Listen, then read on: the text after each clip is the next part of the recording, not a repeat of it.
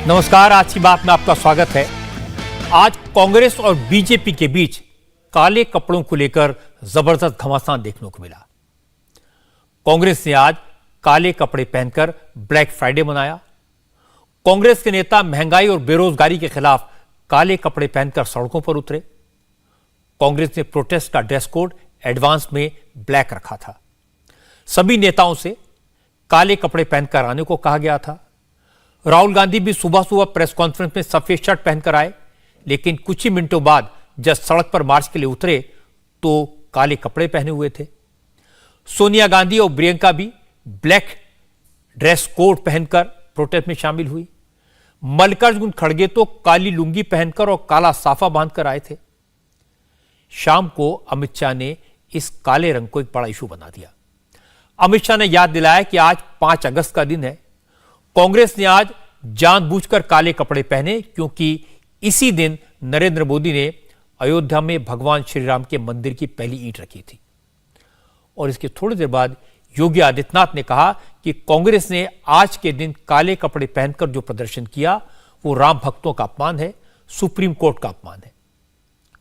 तो मैं आपको काले कपड़े पहनकर प्रदर्शन करते हुए राहुल गांधी और प्रियंका गांधी की तस्वीरें दिखाऊं, काले कपड़े पहने कांग्रेस के एमपीज और कार्यकर्ताओं को प्रोटेस्ट मार्च दिखाऊं।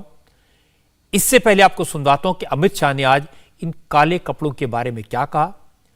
अमित शाह ने कहा कि 5 अगस्त के दिन अयोध्या में भव्य राम मंदिर का शिलान्यास हुआ था, इसलिए कांग्रेस ने जानबूझकर 5 अगस्त का दिन प्रोटेस्ट के लिए चुना, काले कपड़े पहने और यह दिखाने की कोशिश की कि कांग्रेस अब भी राम मंदिर के खिलाफ है। अमित शाह ने कहा कि अपीजमेंट के चक्कर में कांग्रेस की ऐसी दुर्दशा हुई है, फिर भी कांग्रेस सबक सीखने को तैयार नहीं है। ईडी, महंगाई, ये सभी बहाने हैं। ये सभी मुद्दों पर एक सप्ताह से और एक प्रकार से देखें तो जब से सदन शुरू हुआ तब से कांग्रेस विरोध भी कर रही है, प्रदर्शन भी कर रही है। आज क्या था? हर रोज प्रदर्शन करते हैं तो वैसे ही प्रदर्शन करते हैं, जो कपड़े घर से पहनकर आए हैं उसी कपड़ों में करते हैं। मगर आज 5 अगस्त है। आज ही के दिन करोड़ों लोगों की आस्था का केंद्र जो राम जन्मभूमि है, वहां पर इस देश के लोकप्रिय प्रधानमंत्री नरेंद्र मोदी जी ने भूमि पूजन किया था। 550 साल से एक समस्या अधर्म में लटकी हुई थी। आजादी के बाद ज्यादातर समय कांग्रेस शासन में रही, समस्या के निपटारे के लिए कुछ नहीं किया। और जब मोदी जी ने शांतिपूर्ण तरीके से समस्या का समाधान भी निकाला और बड़ी श्रद्धा और गौरव के साथ करोड़ों लोगों के श्रद्धा केंद्र श्री राम जन्मभूमि मंदिर का शिलान्यास किया, आज उसी का पवित्र दिन है। हर रोज जो प्रदर्शन करते थे आप सभी ने भी देखे हैं, आप सभी ने भी उनके कपड़े देखे हैं। आज सभी लोग, बड़े से बड़े नेता से लेकर छोटे से छोटे कार्यकर्ता तक, सारे कांग्रेसी काले कपड़े पहनकर आए थे। प्रच्छन्न रूप से उन्होंने एक संदेश भेजने का प्रयास किया है कि राम जन्मभूमि का जो शिलान्यास हुआ वो, और अब जो भव्य मंदिर बनने जा रहा है, दोनों के साथ हमारा विरोध है और हम इसी के लिए प्रदर्शन कर रहे हैं। कहने की तो हिम्मत नहीं है, मगर आज भी इतनी जगह शिकस्त खाने के बाद भी कांग्रेस अपनी तुष्टीकरण की राजनीति छोड़ नहीं रही है। मेरा स्पष्ट मानना है कि उन्होंने 5 अगस्त के दिन श्री राम जन्मभूमि मंदिर का जो शिलान्यास हुआ है, इसी के विरोध के कारण ही काले कपड़े पहनकर विरोध किया है, अति तीव्रता के साथ विरोध किया है। और मैं मानता हूं कि तुष्टीकरण ने आजादी से अब तक देश का बहुत नुकसान किया है। तुष्टीकरण की नीति ने भी किया है और सभी लोगों ने तुष्टीकरण की नीति से तौबा करना चाहिए। अमित शाह ने राम मंदिर का सवाल उठाया, कांग्रेस की अपीजमेंट की पॉलिसी की बात की। इसी बात को योगी आदित्यनाथ ने आगे बढ़ाया। योगी ने कहा कि राम भक्तों का इससे बड़ा अपमान कोई नहीं हो सकता। अयोध्या दिवस के मौके पर देश भर में काले कपड़े पहनकर कांग्रेस ने जिस तरह प्रोटेस्ट किया, इसे देश बर्दाश्त नहीं करेगा। कांग्रेस ने राम भक्तों के साथ सुप्रीम कोर्ट का भी अपमान किया। और फिर योगी आदित्यनाथ ने कहा कि कांग्रेस को देश की जनता से माफी मांगनी चाहिए। कांग्रेस पार्टी कई दिनों से आंदोलन कर रही है, अपने सामान्य कपड़ों में कर रही थी। सहमति असहमति हो सकती थी, लेकिन 5 अगस्त की तिथि को श्री राम जन्मभूमि मंदिर निर्माण कार्य के शुभारंभ दिवस के दिन, अयोध्या दिवस के दिन, माननीय उच्चतम न्यायालय के सम्मान दिवस के दिन राम भक्तों को अपमानित करने वाला कांग्रेस का यह आचरण एक बार फिर जग जाहिर हुआ है। आज कांग्रेसियों ने काले कपड़े पहन करके जो प्रदर्शन किया है, यह से राम जन्मभूमि मंदिर निर्माण की तिथि के दिन यह राम भक्तों का अपमान है,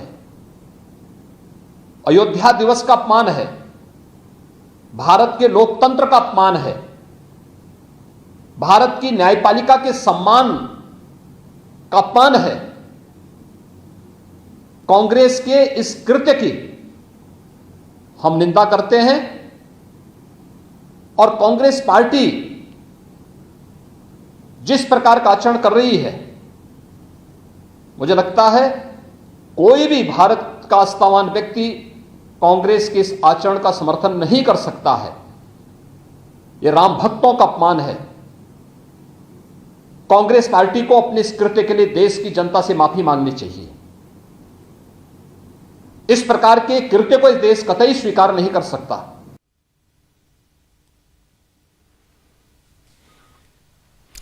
अमित शाह और योगी के हमले पर कांग्रेस से अब तक तो जवाब नहीं आया है, क्योंकि यह बात तो सही है कि राहुल गांधी और कांग्रेस के दूसरे नेता जब घर से निकले थे तो सफेद कपड़े पहने हुए थे, प्रदर्शन करने पहुंचे तो ड्रेस बदल गई थी।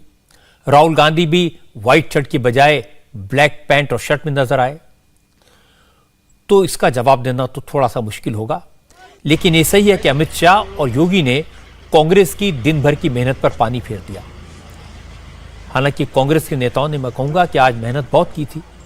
आज पहली बार ऐसा हुआ जब प्रियंका गांधी काले कपड़े पहनकर सड़क पर बैठी, बैरिकेड पर चढ़ गई, पुलिस से भिड़ गई। सोनिया गांधी ने भी ब्लैक ड्रेस के कोड को फॉलो किया था। असल में कांग्रेस ने आज के प्रदर्शन के लिए ब्लैक कलर का ड्रेस कोड अपने कार्यकर्ताओं को, अपने नेताओं को कई दिन पहले बता दिया था। पार्टी के सब नेताओं और कार्यकर्ताओं को काले कपड़े पहनकर आने के लिए कहा गया था। जो ब्लैक ड्रेस में नहीं आए उन्हें सिर पर या हाथ पर काली पट्टी बांधने को दी गई। कांग्रेस की रणनीति यह थी कि काले कपड़े पहनकर पार्टी के दफ्तर से प्रियंका गांधी की लीडरशिप में कार्यकर्ता पार्लियामेंट की तरफ कूच करेंगे, जबकि राहुल गांधी की लीडरशिप में कांग्रेस के एमपीज काले कपड़े पहनकर पार्लियामेंट से राष्ट्रपति भवन तक जाएंगे। इसलिए कांग्रेस के सैकड़ों कार्यकर्ता पूरी तैयारी के साथ, पूरे ड्रेस कोड के साथ सुबह सुबह ही कांग्रेस के दफ्तर पहुंचना शुरू हो गए थे। पुलिस ने भी तगड़े इंतजाम किए थे, दफा 144 लगा दी थी। कांग्रेस हेडक्वार्टर के आसपास बैरिकेड्स लगा दिए गए। कांग्रेस के वर्कर प्रियंका गांधी का इंतजार कर रहे थे। प्रियंका गांधी ब्लैक ड्रेस में आई, नारेबाजी शुरू हो गई, लेकिन पुलिस ने आगे बढ़ने से रोक दिया, तो प्रियंका वहीं सड़क पर बैठ गई। दिल्ली पुलिस की लेडी कांस्टेबल्स बार बार प्रियंका गांधी से उठने की गुजारिश कर रही थी, लेकिन प्रियंका ने उठने से इनकार कर दिया। प्रियंका ने कहा वो सरकार से डरेगी नहीं, वो सरकार से समझौता करने के लिए नहीं आई है। गाड़ी के अंदर चले जाओ। जब मोदी डरता है पुलिस को आगे करता है, जब मोदी डरता है पुलिस को आगे करता है।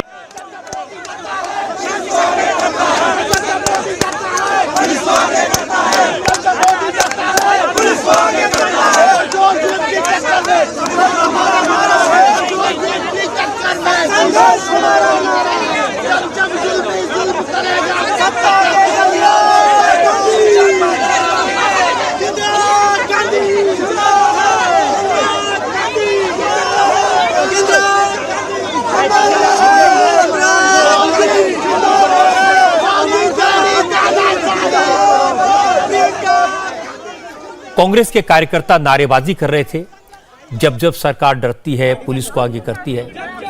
और जैसा मैंने आपको बताया कि कांग्रेस ने आज के प्रोटेस्ट को लेकर काफी तैयारी की थी।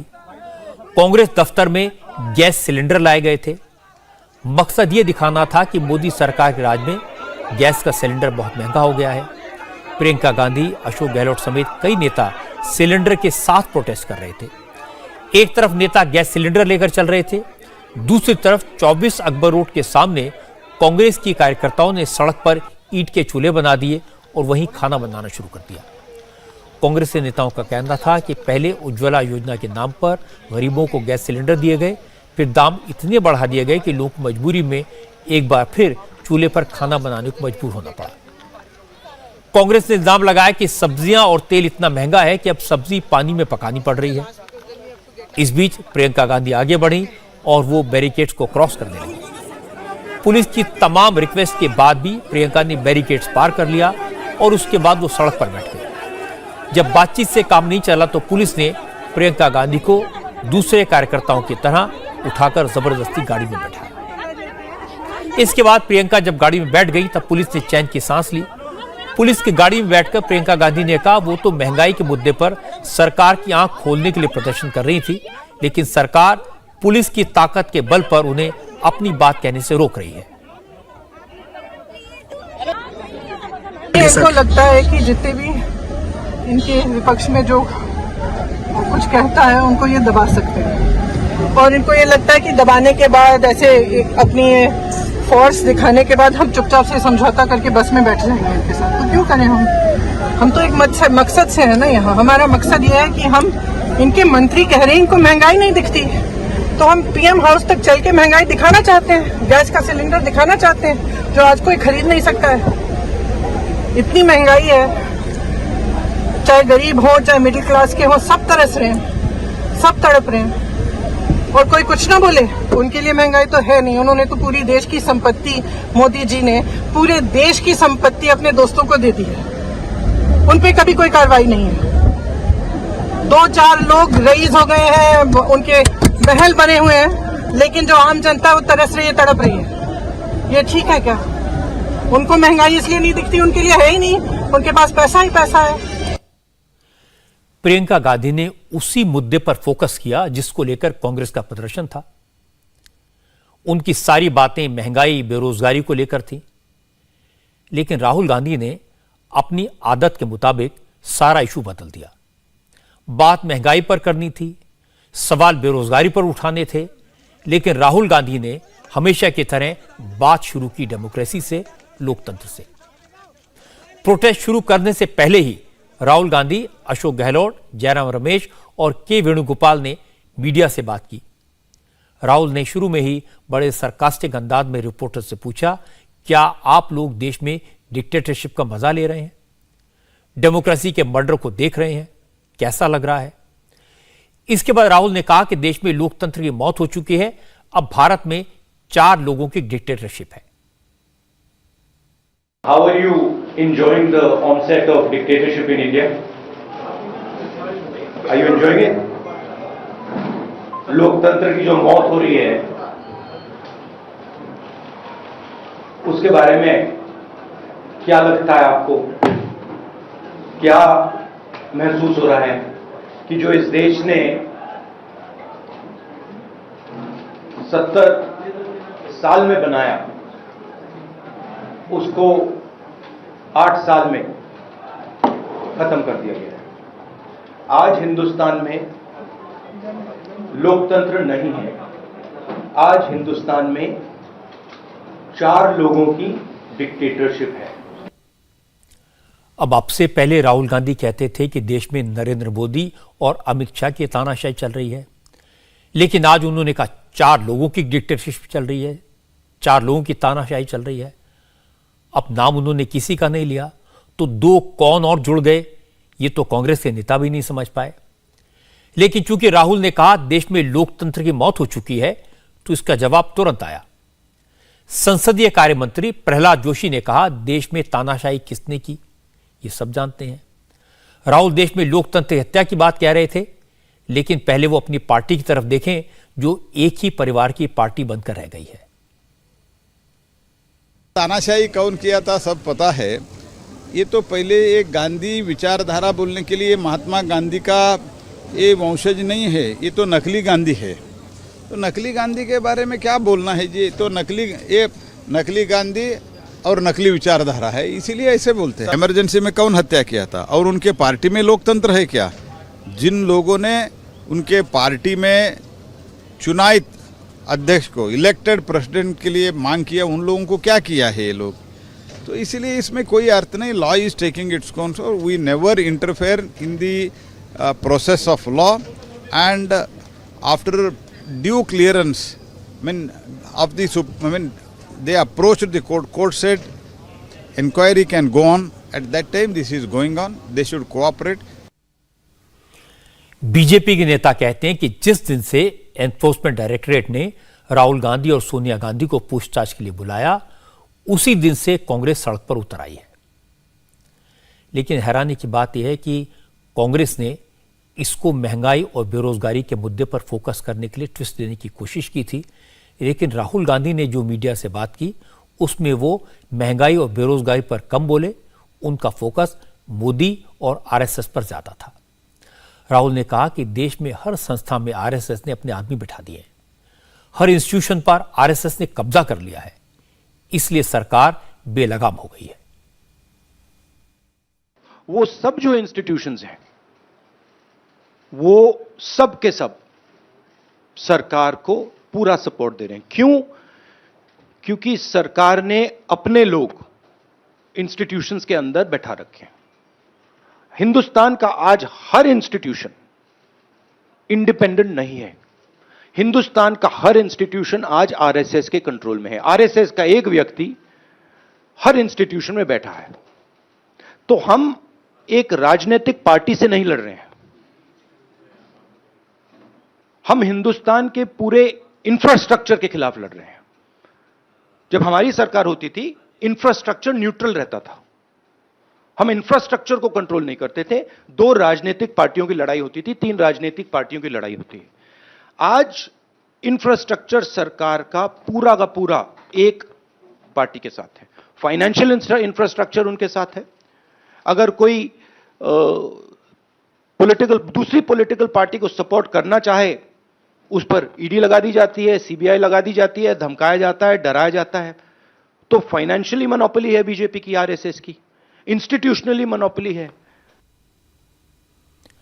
जब राहुल ने इस तरह के इल्जाम लगाए तो जवाब देने के लिए रविशंकर प्रसाद सामने आए। रविशंकर प्रसाद ने कहा, राहुल गांधी भूल गए इंदिरा गांधी ने जब इमरजेंसी लगाई थी तो किस तरह बड़े बड़े पत्रकारों और संपादकों को जेल भेज दिया था।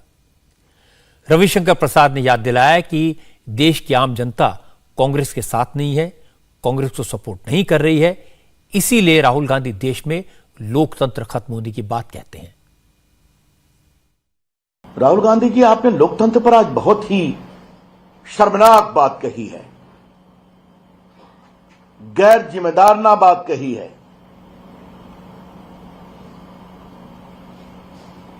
राहुल गांधी को हम क्या कहें? उनकी दादी जी ने देश में इमरजेंसी लगाई थी। आज मीडिया पर भी बहुत हमला किया उन्होंने। इमरजेंसी में बड़े बड़े संपादकों को जेल में बंद किया गया था, सेंसर लगाया गया था। और राहुल गांधी, याद करिए, आपकी दादी जी ने कमिटेड जुडिशरी की बात की थी। कुछ याद है आपको?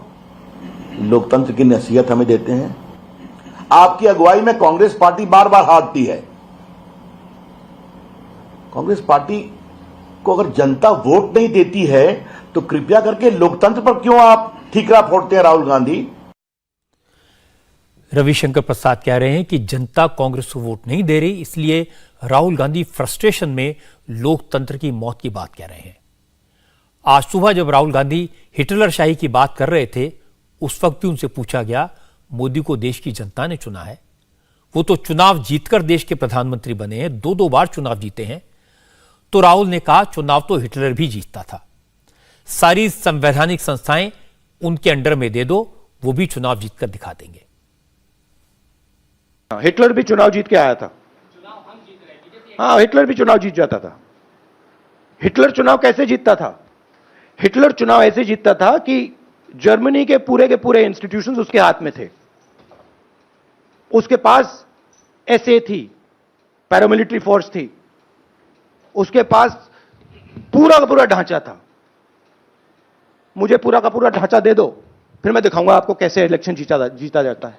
ये गांधी परिवार पे इसलिए अटैक करते हैं क्योंकि हम एक विचारधारा के लिए लड़ते हैं। जान दी है मेरे परिवार ने। राहुल गांधी ने मोदी सरकार पर हिटलर शाही का आरोप लगाया तो गिरिराज सिंह ने जवाब दिया। गिरिराज सिंह ने पूछा, कांग्रेस 60 साल सत्ता में रही, इसका मतलब क्या उसने भी संस्थाओं पर कब्जा करके अपने पास पावर बनाए रखी? ये कांग्रेस पार्टी 60 साल सत्ता में बैठी रही और आजादी के बाद हिटलर की भूमिका में ऐसी भूमिका निभाई कि लोकतंत्र की हत्या करने का काम किया, देश में इमरजेंसी लगा दिया, प्रेस वालों की जुबान बंद हो गई, राजनेता जेल में चले गए। ऐसा हिटलर कौन होगा? और कांग्रेस पार्टी ने जो काला अध्याय लिखा है, काले अक्षरों से इतिहास में लोकतंत्र के हत्यारे के रूप में, इससे बड़ा और कौन हिटलर हो सकता है, कौन हत्यारा हो सकता है? केवल गांधी खानदान सैक्रिफाइस, अगर लूटने का नाम सैक्रिफाइस है तो सैक्रिफाइस का अर्थ बदलना पड़ा। राहुल गांधी ने आज मीडिया से बात करते हुए एक बार फिर अपना फेवरेट डायलॉग बोला, डर की बात की। उन्होंने कहा वो जानते हैं जितना सच बोलेंगे उतना उनके खिलाफ एक्शन तेज होगा। यह भी कहा कि मोदी उन्हें डराना चाहते हैं और यह भी कहा कि वो डरते नहीं हैं। जितना मैं सच्चाई बोलूंगा उतना मेरे ऊपर आक्रमण होगा। मेरी प्रॉब्लम यह है कि मैं सच्चाई बोलता हूं, मैं डरता नहीं हूं। तो मैं अपना काम करूंगा, लोकतंत्र के लिए खड़े होने का काम करूंगा, महंगाई का मुद्दा उठाने का काम करूंगा, बेरोजगारी का मुद्दा उठाने का काम करूंगा और मेरे ऊपर और आक्रमण होंगे। यह सच्चाई है। और जो धमकाता है वो डरता है। यह बात आप समझ लीजिए, जो डरता है वो धमकाता है। राहुल गांधी ने प्रेस कॉन्फ्रेंस के बाद हुलिया बदला, सफेद के बजाय काले कपड़े पहने और पार्लियामेंट की तरफ मार्च करने गए। हालांकि पुलिस ने उन्हें रास्ते में रोक लिया। इसके बाद कांग्रेस के नेताओं को हिरासत में लेकर किंग्सवे कैंप ले जाया गया।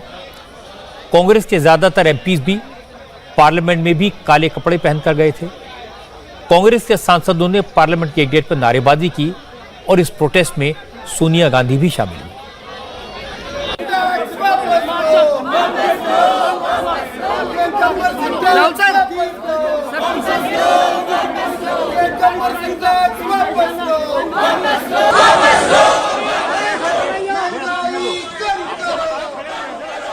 कांग्रेस के नेताओं ने इल्जाम लगाया कि कांग्रेस महंगाई पर, बेरोजगारी पर चर्चा करना चाहती है, पार्लियामेंट में मुद्दों पर बात करना चाहती है, लेकिन सरकार कांग्रेस के नेताओं को बोलने नहीं देती। सरकार इन मुद्दों पर बात करने से डरती है। इसके जवाब में रविशंकर प्रसाद ने कहा कि राहुल गांधी और उनके साथी नेता झूठ बोल रहे हैं। संसद में महंगाई पर चर्चा हुई तो कांग्रेस चर्चा से भाग गई। रविशंकर प्रसाद ने कहा कि कांग्रेस आज महंगाई का बहाना बना रही है। प्रोटेस्ट का असली मकसद तो ईडी को धमकाना है, परिवार को बचाना है। जब भी चर्चा होती है तो कांग्रेस पार्टी चर्चा करके भाग जाती है। साफ झूठ बोला राहुल गांधी ने। मैं आरोप जिम्मेदारी से लगा रहा हूं। अभी 2 दिन पहले जो सदन की चर्चा हुई उसमें कांग्रेस पार्टी के लोगों ने भाग लिया कि नहीं लिया? बड़े तीखे निम्न स्तर के आरोप लगाए कि नहीं लगाए? ये झूठ क्यों बोला राहुल गांधी ने कि उनको बद नहीं दिया जाता है? ये देश को बताना जरूरी है। तो महंगाई और बेरोजगारी एक बहाना है। सही कारण है ईडी को धमकाना, डराना और परिवार को बचाना। आज राहुल गांधी ने जो कहा वो उनकी सोच को जाहिर करता है। उन्होंने कहा कि हिटलर भी चुनाव जीतता था, लेकिन ये भूल गए कि वो भारत के बारे में बात कर रहे हैं, दुनिया के सबसे बड़े लोकतंत्र के बारे में बात कर रहे हैं। पिछले 8 साल में भी पंचायत से लेकर पार्लियामेंट के चुनाव फ्री और फेयर हुए। ज्यादातर जगह हालांकि कांग्रेस की हार हुई। क्या कांग्रेस चुनाव न जीत पाए तो उसे तानाशाही कहना ठीक होगा? देश में नरेंद्र मोदी की सरकार है, उसके दौरान ही राजस्थान और छत्तीसगढ़ में कांग्रेस की सरकार बनी। पश्चिम बंगाल में ममता बनर्जी ने सरकार बनाई। दिल्ली में अरविंद केजरीवाल की सरकार ने 2-2 बार शपथ ग्रहण किया। पंजाब में कांग्रेस की जीत भी हुई, हार भी हुई। कांग्रेस की हार के बाद पंजाब में आम आदमी पार्टी की सरकार बन गई। तो क्या ये सारे चुनाव लोकतांत्रिक तरीकों से नहीं हुए? अपनी पार्टी की हार होने पर देश में तानाशाही की बात कहना लोकतंत्र के लिए हेल्दी ट्रेडिशन नहीं है। राहुल की जिस बात ने मुझे सबसे ज्यादा चौंकाया वो थी जब उन्होंने कहा कि उन्हें चुनाव जीतने के लिए क्या क्या चाहिए। उन्होंने कहा कि सारी मशीनरी, सारी पैरामिलिट्री फोर्सेस, सारी फाइनेंशियल इंस्टीट्यूशन मेरे हाथ में दे दो, मैं चुनाव जीतकर दिखा दूंगा। इस तरह के कमेंट किसी भी लोकतांत्रिक व्यवस्था के लिए अच्छे नहीं माने जा सकते। और तीसरी बात उन्होंने ये कही कि आरएसएस के लोग सब जगह बैठे हैं। ऐसी बातों का न तो कोई प्रमाण है, न इनमें कोई सच्चाई है। और ऐसी बातों से ही राहुल गांधी की क्रेडिबिलिटी कम होती है और लोगों का उन पर भरोसा कम होता है। राहुल गांधी जो बातें कही वो राजनीतिक हमले नहीं थे, उनमें मोदी के प्रति व्यक्तिगत नफरत दिखाई दे रही थी। लेकिन शाम होते होते अमित शाह और योगी आदित्यनाथ ने कांग्रेस को जिस सियासी जवाब दिया उसने कांग्रेस को मुश्किल में डाल दिया। कांग्रेस को एहसास हुआ कि उनकी रणनीति गलत साबित हुई। कांग्रेस के नेताओं को मालूम था कि अयोध्या में राम मंदिर के निर्माण का काम 5 अगस्त को शुरू हुआ था। उसके बाद भी 5 अगस्त को काले कपड़े पहनकर पूरे देश में प्रोटेस्ट का फैसला राहुल गांधी ने क्यों किया? और अमित शाह ने इसी बात को पकड़ लिया। अब कांग्रेस अमित शाह और योगी आदित्यनाथ की गुंगली पे फंस कर रह गई है। ले देकर कांग्रेस की तरफ से पवन खेड़ा ने ट्वीट किया है। उन्होंने लिखा है कि कांग्रेस ने सवाल महंगाई, जीएसटी, बेरोजगारी पर पूछे और बीजेपी ने जवाब में फिर वही मंदिर मस्जिद कर दिया। लेकिन यह बात सही है कि अमित शाह ने कांग्रेस से राम मंदिर को लेकर जो सवाल पूछे उसका जवाब तो कांग्रेस को देना होगा, क्योंकि आज ही के दिन राम मंदिर का शिलान्यास हुआ था और आज ही मंदिर के निर्माण कार्य की प्रोग्रेस तस्वीरें आई। आज से 2 साल पहले 5 अगस्त को अयोध्या में प्रधानमंत्री नरेंद्र मोदी ने भव्य राम मंदिर की आधारशिला रखी थी, भूमि पूजन किया था। 2 साल के बाद अब मंदिर का चबूतरा करीब करीब बनकर तैयार है। आज पहली बार इसकी तस्वीरें सामने आई जो मैं आपको दिखा रहा हूं। पहली मंजिल का निर्माण जून महीने से शुरू हो गया था। मंदिर की पहली मंजिल पर ही गर्भगृह का निर्माण होना है। 2023 तक राम मंदिर के फर्स्ट फ्लोर का काम पूरा हो जाएगा। आज हमारे संवाददाता पवन नारा अयोध्या में थे। पवन ने बताया कि अभी राम मंदिर के फर्स्ट फ्लोर पर 4थी लेयर को बनाने का काम चल रहा है। राम मंदिर के गर्भगृह पर तराशे गए पत्थरों से एक परिक्रमा पथ भी बन रहा है। इसका 30% काम पूरा हो चुका है। आज मंदिर निर्माण का काम शुरू हुए 2 साल पूरे हो गए। 5 अगस्त को उत्तर प्रदेश सरकार अयोध्या दिवस के रूप में मना रही है। आज अयोध्या में बड़ी संख्या में राम भक्त मंदिर निर्माण का काम देखने पहुंचे। रामलला के दर्शन करने के लिए अयोध्या आने वाले श्रद्धालुओं को भी मंदिर का स्वरूप दिखाई देने लगा है। 2 साल के निर्माण के बाद सबसे बड़ी तस्वीर इस वक्त हम आपको दिखाना चाहते हैं। भगवान श्री राम का गर्भगृह जिसका निर्माण लाल पत्थर से होना है, वो निर्माण शुरू हो गया है।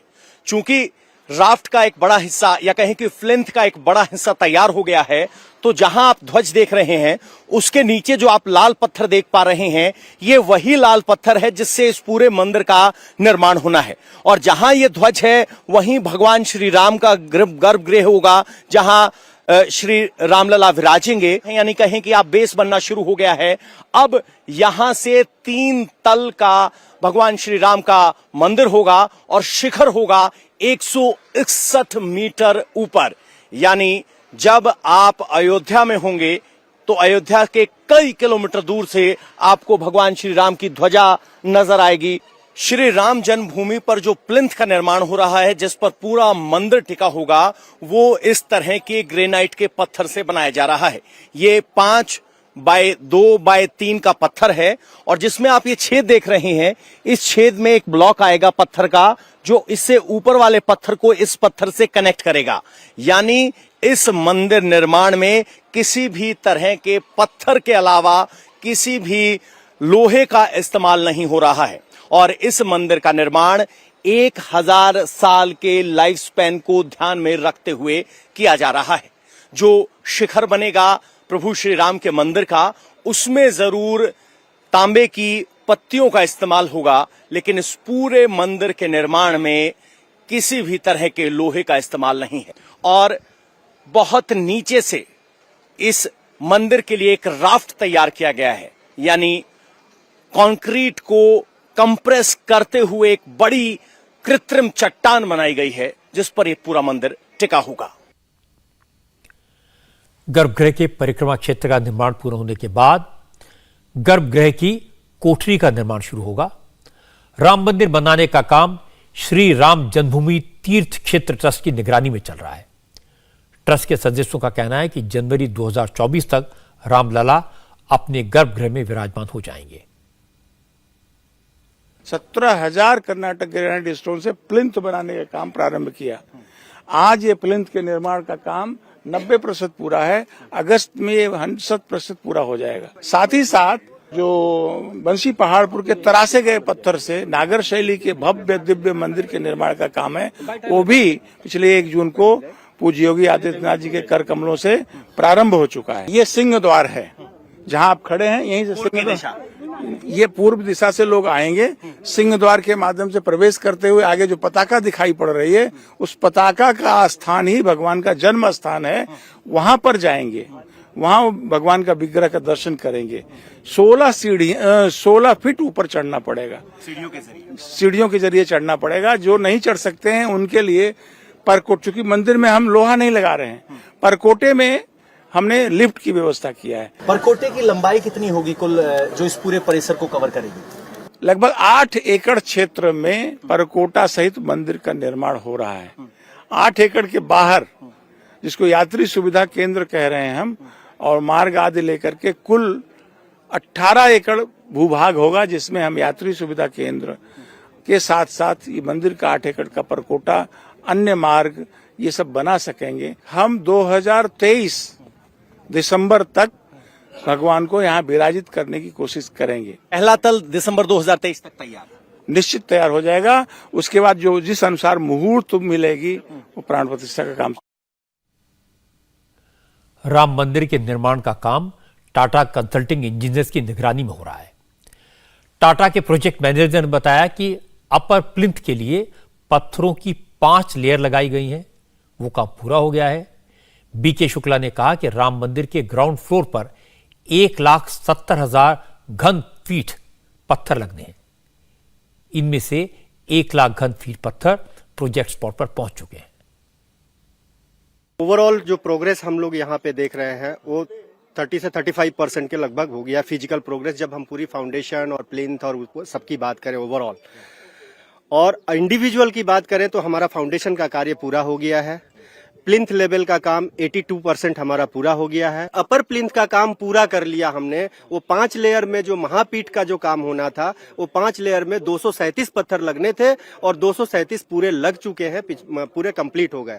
इसके बाद जो गर्भगृह एरिया में जो मंडोवर का काम शुरू करना था, मंडोवर तो गर्भगृह का जो दीवार है, वो दीवार का काम भी हमारा शुरू हो चुका है। हमने जुलाई के लास्ट में उसका काम शुभारंभ किया और आज हमारे मंडोर में 40 पत्थर लग चुके हैं।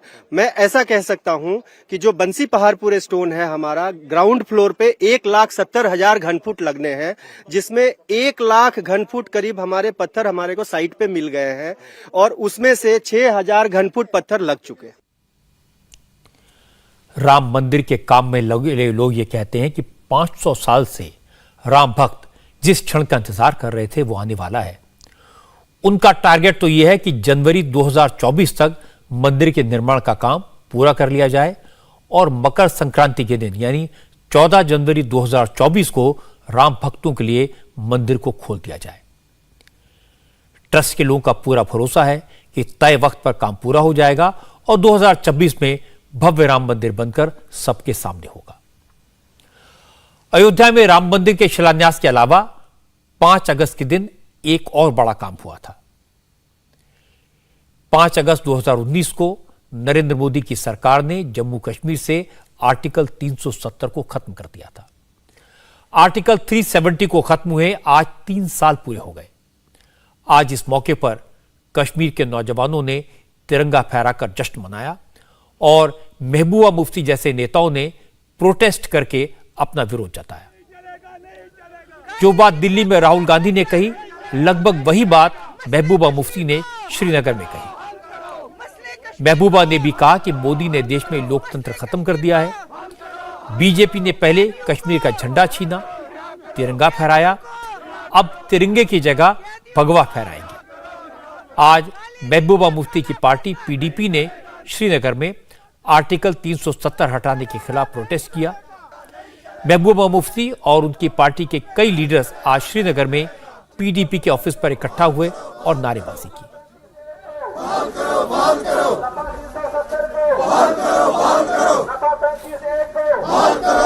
ये लोग लाल चौक तक मार्च निकालने की कोशिश कर रहे थे, लेकिन इससे पहले ही पुलिस ने उन्हें रोक दिया। महबूबा मुफ्ती ने कहा कि बीजेपी ने जिस तरह जम्मू कश्मीर का स्पेशल स्टेटस खत्म किया है, उसी तरह एक दिन वो देश के संविधान को खत्म कर देंगे। आज के दिन न सिर्फ जम्मू कश्मीर के आईन को तोड़ा गया, जम्मू कश्मीर के झंडे को खत्म किया गया, बल्कि इस मुल्क के आईन, जिस आईन ने हमें ये झंडा और ये आईन दिया था, उसको भी मसमार किया गया। और आने वाले वक्त में मैं ये बताना चाहती हूँ इस मुल्क के लोगों को कि आने वाला वक्त है जब इस मुल्क का आईन ये इसी तरह मसमार कर देंगे जिस तरह ने जम्मू कश्मीर का आईन खत्म किया।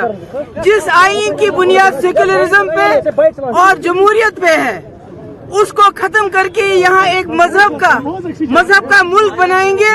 और आने वाले वक्त में जो आज ये जो तिरंगा लहरा है, यहाँ के लोग बड़े शौक से मुल्क के हिंदुस्तान के लोग ये उस झंडे को भगवा झंडे में तब्दील करेंगे। तब जाके हिंदुस्तान के लोगों को समझ आएगी कि 5 अगस्त 2019 को कितना बड़ा कांड हो गया था, किस तरह हिंदुस्तान के आईन को खत्म करके जम्मू कश्मीर के आईन को गैर आईनी, गैर कानूनी तरीके से खत्म किया। इससे बड़ा काला दिन इस मुल्क की तारीख में नहीं हो सकता। महबूबा मुफ्ती की पार्टी के लोगों ने प्रोटेस्ट किया, ये उनका अधिकार है, लेकिन वो भी समझते हैं कि कश्मीर में अब फिजा बदल चुकी है। आज प्रोटेस्ट का दिन था तो भी श्रीनगर में सारे बाजार खुले थे, दुकानें खुली थी, सब कुछ नॉर्मल था। लोग घर घर तिरंगा की मुहिम को सपोर्ट कर रहे हैं। पूरे कश्मीर तिरंगा फहरा रहा है। डल लेक से लेकर लाल चौक तक हर जगह तिरंगा है। लेकिन महबूबा मुफ्ती आज के दिन को ब्लैक डे बता रही थी। इस पर बीजेपी के लीडर रविंदर रैना ने उन्हें जवाब दिया। रविंदर रैना ने कहा कि घाटी में इतने तिरंगे देखकर महबूबा मुफ्ती को अच्छा नहीं लग रहा, इसलिए वो इधर उधर की बातें कर रही हैं, लोगों को बांटने और नफरत फैलाने की कोशिश कर रही हैं।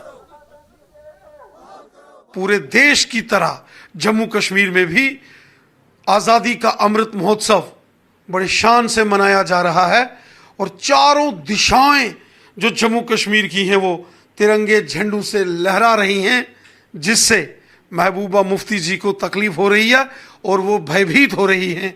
और भयभीत होकर तिरंगे झंडे देखकर महबूबा मुफ्ती कभी तिरंगे झंडे को लेकर और कभी भगवे झंडे को लेकर अपवाद करती हैं और कभी देश के संविधान के विषय के ऊपर जहर घोलकर समाज को तोड़ने की कोशिश कर रही हैं।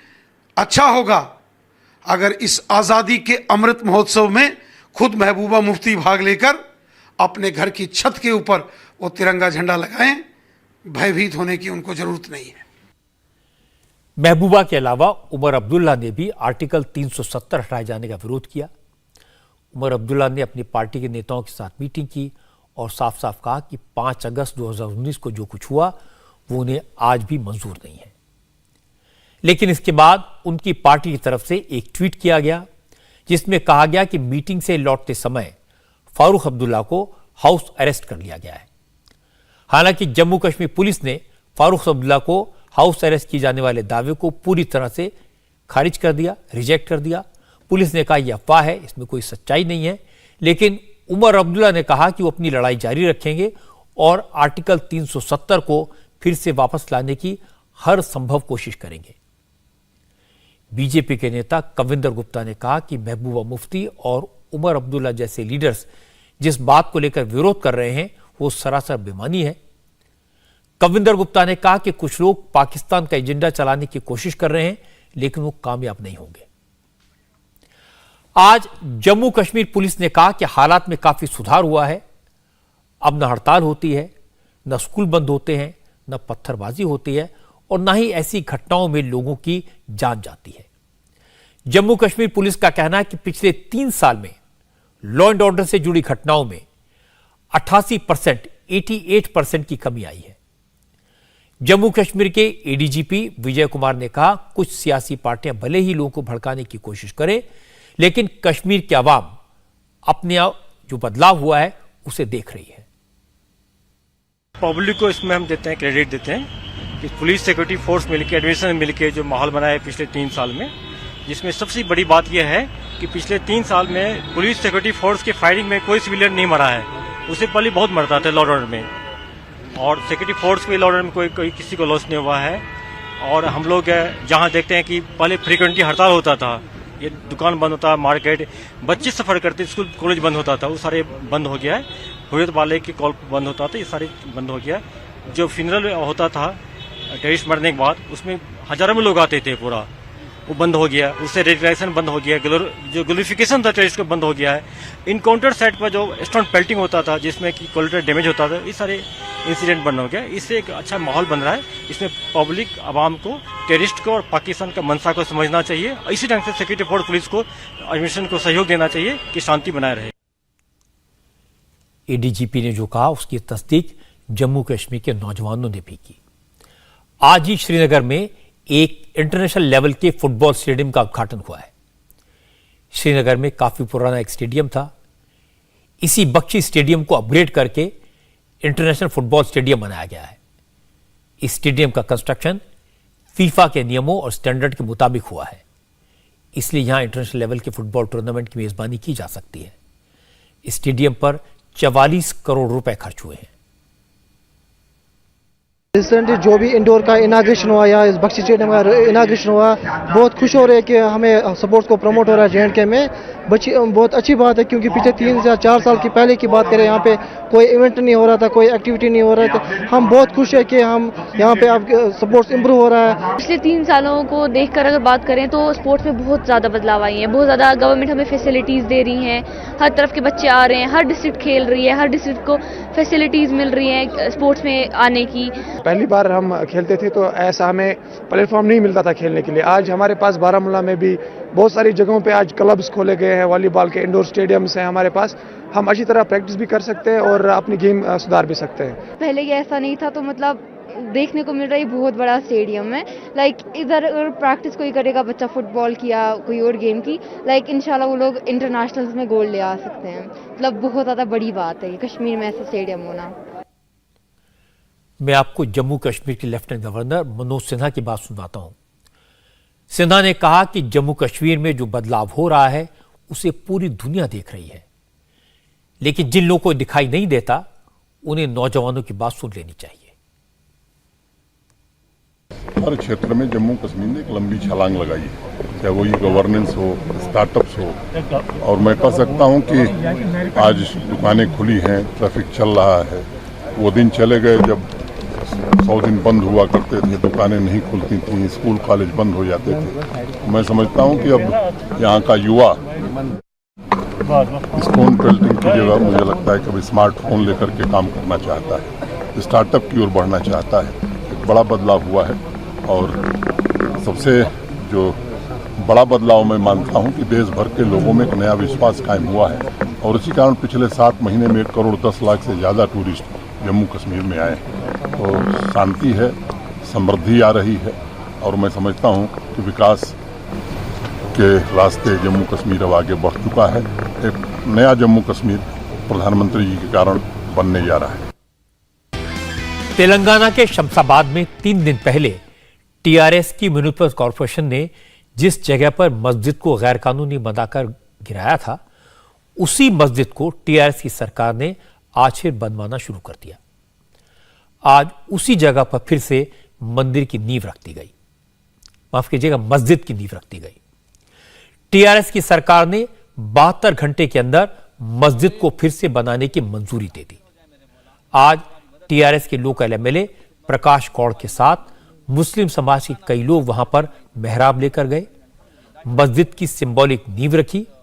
उसके बाद ओवैसी की पार्टी के एमएलए कौसर मोहिउद्दीन ने वहीं पर नमाज पढ़ी। म्युनिसिपल कॉरपोरेशन ने मस्जिद गिराई थी, आज म्युनिसिपल कॉरपोरेशन ने ही मलबा हटाया, साफ सफाई की, फिर वहां पर जमात के लोगों ने नमाज पढ़ी।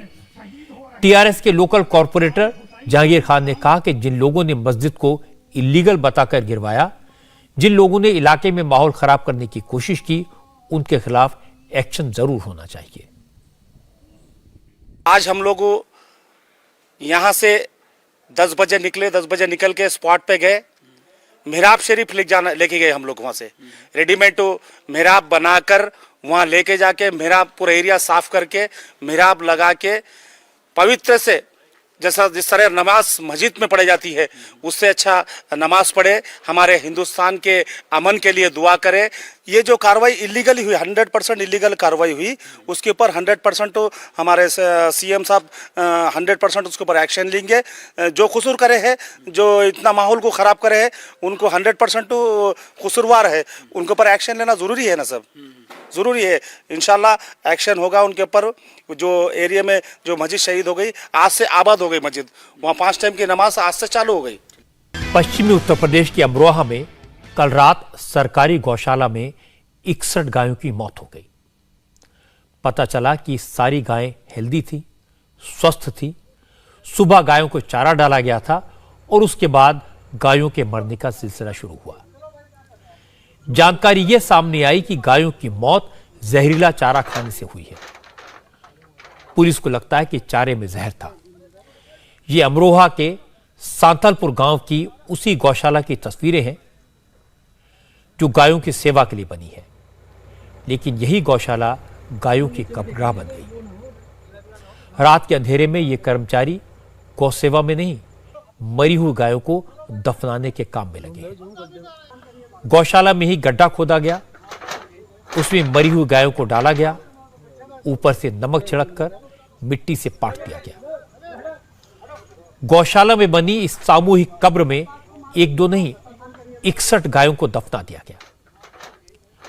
पहले जब 4 गायों की मौत हुई थी तो गौशाला में काम करने वालों ने गायों के मरने की बात छुपाने की कोशिश की, लेकिन जब गायों के मौत का सिलसिला जारी रहा तो उन्होंने विलेज डेवलपमेंट ऑफिसर को जानकारी दी, क्योंकि सरकारी गौशाला की जिम्मेदारी वीडियो की होती है। पहले तो वीडियो ने अपने लेवल पर हालात को संभालने की कोशिश की, लेकिन जब बात फैल गई तो जिले के डीएम और एसपी को खबर दी गई। दोपहर होते होते सारे अफसर गौशाला में पहुंच गए। गायों की हालत और बीमार गायों की संख्या को देखते हुए पूरे मंडल के वेटरनिटी डॉक्टर्स को बुलाया गया। गायों को बचाने की कोशिश शुरू हुई, लेकिन गायों के मरने का सिलसिला रुका नहीं। शुरुआती जांच में यह साफ हो गया कि गायों ने जो खाया उसमें जहर था। चारा जहरीला था। मौके पर मौजूद लोगों से पूछताछ की गई तो यह पता चला कि गायों को जो चारा दिया गया था वो बुधवार को ताहिर नाम के किसान से खरीदा गया था। गौशाला के लिए ताहिर से पहली बार बाजरे का हरा चारा खरीदा गया था। बुधवार को ही इसकी पहली खेप गौशाला पहुंची थी। चूंकि चारा खाने के बाद ही गाय बीमार पड़ी थी, इसलिए शक की उंगली भी सबसे पहले ताहिर पर ही उठी। अमरोहा के डीएम जब गौशाला में पहुंचे तो उन्होंने इस बात को कंफर्म किया कि ताहिर के खेत से गौशाला के लिए पहली बार चारा खरीदा गया था। ये मालूम चला कि आज इन्होंने एक नए से चारा लेकर खिलाया है। चारा कल लिया था, खरीदा था और कटिंग करके आज खिलाया है। तो उसके खाने के बाद से कई पशु हमारे जो बीमार पड़ गए और उसमें अभी जो बीमार ज़्यादा पड़ गए थे उनको पॉइजन भी हो गया। तो डॉक्टर सिर्फ इलाज भी कर रहे हैं और कुछ इसमें मृत भी हो गए हैं। लगभग अभी तक की जो संख्या हमारी है वो 25 तक के मृत हैं और बाकी इलाज चल रहा है और हमें उम्मीद है कि जल्दी से बाकी स्वस्थ हो जाएंगे। ये कमी जो है इसमें चारे में बता रहे हैं कि चारा खाने से कुछ पॉइजन हुआ है। चारा इन्होंने पहली बार लिया है, तो जिससे चारा लिया था उसके खिलाफ FIR दर्ज करा दी गई है। वो ताहिर नाम के व्यक्ति से चारा लिया था, पहली बार लिया था, FIR दर्ज हो गई है। यहाँ के जो इसके ग्राम पंचायत विकास अधिकारी हैं जो इसके इंचार्ज हैं उनको निलंबित करने का निर्णय लिया गया। इस गौशाला में 188 गायें हैं। इनमें से 61 की मौत हो चुकी है। जो 127 बची हैं उनमें से आधी की हालत खराब है। गौशाला में ही डॉक्टर गायों का इलाज कर रहे हैं। दूसरी तरफ जिन गायों की मौत हो गई है उनके पेट से चारे का सैंपल निकालकर जांच के लिए भेजा गया है। जांच रिपोर्ट आएगी तो पता चलेगा कि चारे में ऐसा क्या था जिसने गायों की जान ले ली और उसके बाद ही इस बात की जांच होगी कि क्या जहर साजिश के तहत तो नहीं मिलाया गया। सबूत इकट्ठा करने के लिए स्निफर डॉग्स बुलाए गए। फॉरेंसिक टीम को काम पर लगाया गया। आरोपी ताहिर के खेत से जो चारा आया था उसके सैंपल्स भी लिए गए। गौशाला के पानी के सैंपल्स भी लिए गए हैं। भूसे के सैंपल लिए गए हैं। अमरोहा के डीएम कल से सांतपुर गांव में डटे हुए थे। पुलिस ने केस दर्ज कर लिया है। चारा खरीदने का अप्रूवल देने वाले ग्राम विकास अधिकारी मोहम्मद अनस को सस्पेंड कर दिया गया है। जिन 8 लोगों को हिरासत में लिया गया है उनमें चारा सप्लाई करने वाला और गांव का प्रधान भी शामिल है। और जैसे गायों की मौत की खबर योगी आदित्यनाथ को मिली तो उन्होंने तुरंत मामले की जांच करने के आदेश दिए और जो भी गायों की मौत के लिए दोषी होगा उसके खिलाफ सख्त एक्शन का आदेश दिया। पशुधन मंत्री धर्मपाल सिंह और अतिरिक्त मुख्य सचिव रजनीश कुमार को तुरंत अमरोहा जाकर मामले की सच्चाई जानने को कहा। इलाके के विधायक महेंद्र सिंह खड़गवंशी समेत तमाम नेता पहले से मौके पर मौजूद थे। खड़गवंशी ने भी शक जताया कि गायों की मौत जहरीले चारे से हुई, इसीलिए गौशाला में मरने वाली हर गाय का पोस्टमार्टम किया जाए। जांच करा रहे हैं चारे की। खेत से भी चारा मंगाया, जो चारा इन्होंने खाया उसकी जांच करा रहे हैं। उसका सैंपल आने वाला थोड़ी बहुत देर में और पूरा क्लियर हो जाएगा। जो भी इसमें दोषी होगा उसके खिलाफ कार्रवाई की जाएगी। बिना पोस्टमार्टम के सबको पोस्टमार्टम हो रहा है, अंदर डॉक्टर साहब हैं, हर गाय का पोस्टमार्टम है। हर एक ऐसा जहर है कोई कि तुरंत उसका पेट फूल रहा। अमरोहा के सांतरपुर की सरकारी गौशाला को योगी सरकार ने ही अप्रूवल दिया था। 1.5 करोड़ की लागत से इसे बनवाया था। सांतरपुर की गौशाला के पास अपनी 300 बीघा जमीन है। गायों की देखभाल के लिए सरकार से पैसे मिलते हैं। इसके बावजूद चारा बाहर से क्यों लिया गया? 60 से ज्यादा गायों की मौत क्यों हो गई? इसीलिए योगी आदित्यनाथ ने इस मामले को गंभीरता से लिया। गायों की मौत की जांच करने के लिए पुलिस की 5 टीमें बनाई गई हैं। अमरोहा के डीएम और एसपी तो कल रात से ही सांतलपुर गांव में मौजूद हैं। इसके अलावा मुरादाबाद के कमिश्नर और बरेली जोन के एडीजी, ये लोग भी गायों की मौत की जांच की निगरानी के लिए सांतलपुर गांव में जमे हुए हैं। अमरोहा के एसपी आदित्य लांघे का कहना है कि गायों की मौत फूड पॉइजन से हुई है, लेकिन चारा जहरीला कैसे हुआ, उसमें जहर कहां से आया, इसकी वजह फॉरेंसिक रिपोर्ट आने के बाद ही पता चल पाएगी। एसपी ने कहा कि चारा सप्लाई करने वाले ताहिर और गौशाला में गायों की देखभाल करने वाले 8 लोगों से पूछताछ की जा रही है। पुलिस को 2 और लोगों पर भी शक है। देखिए, कल ये प्रकरण हमारे संज्ञान में आया था, जिसके बाद में हम लोगों ने एक मुकदमा पंजीकृत किया गया है। उसमें रिपोर्टेड जो डेथ्स थी वो 55 हैं उसके बाद में यहाँ पे जितने भी लोग हैं यहाँ पे उन सबको हम लोगों ने लगभग 8 लोग हैं जिनको हम लोगों ने हिरासत में ले रखा है। गहनता से पूछताछ की जा रही है। इसके अतिरिक्त 2 व्यक्ति और हैं जिनका नाम प्रकाश में आ रहा है। 5 टीम्स हम लोगों ने गठित की गई हैं। इसके अलावा हम लोगों की सर्विलांस और एसओजी की टीम भी लगी हुई है। जल्द से जल्द जो 2 नाम और प्रकाश में आ रहे हैं उनको भी पकड़ा जाएगा। जो हम लोगों ने मुकदमा पंजीकृत किया है ये गोवध अधिनियम के अंतर्गत जो पशु क्रूरता अधिनियम 153A और जो तमाम धाराएं उसके अंतर्गत ये मुकदमा पंजीकृत ताहिर नाम के व्यक्ति के विरुद्ध किया गया। इसके बाद में हम लोगों की जो सैंपल्स हैं यहाँ पे जो हम लोगों ने कलेक्ट करके वो FSL लैब में भेजे हैं। मुख्यमंत्री के निर्देश पर आज पशुधन मंत्री धर्मपाल सिंह, ACS रजनीश कुमार और पशुधन विभाग के डायरेक्टर भी सावलपुर के गांव की इस गौशाला में पहुंचे। पशुधन मंत्री ने कहा कि गायों की मौत के लिए कौन जिम्मेदार है, इसका पता लगाने के लिए एडिशनल चीफ सेक्रेटरी की लीडरशिप में एक कमेटी बना दी गई है जो 24 घंटे में रिपोर्ट देगी। ये घटना बहुत दर्दनाक घटना है।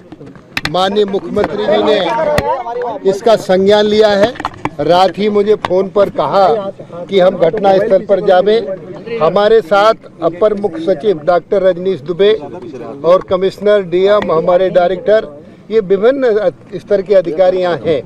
रात से ही सारे कार्य हो रहे हैं और गायों के साथ जो चारा खाने के बाद जो गायों की मृत्यु हुई है ये बहुत दर्दनाक घटना है।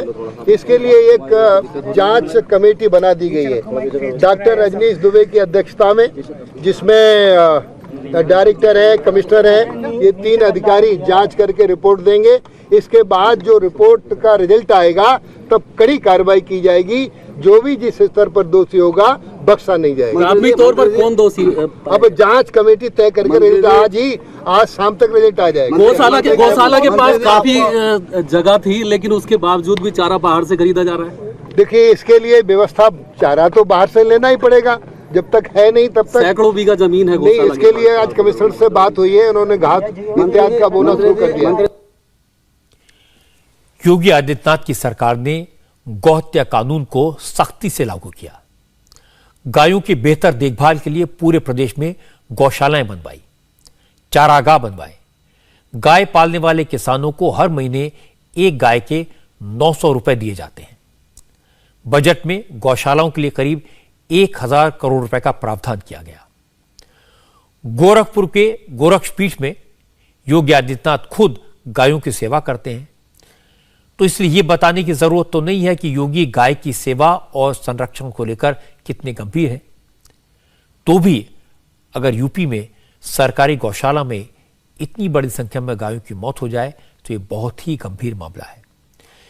इसलिए इस बात की जांच गहराई से होनी चाहिए कि सरकार को बदनाम करने के लिए या फिर कम्युनल टेंशन क्रिएट करने के लिए गायों को जहर देकर मारने की साजिश तो नहीं की गई। इंडिया टीवी हर वक्त हर जगह डाउनलोड करने के लिए सर्च करें India TV news Google play store या ऐप स्टोर पर।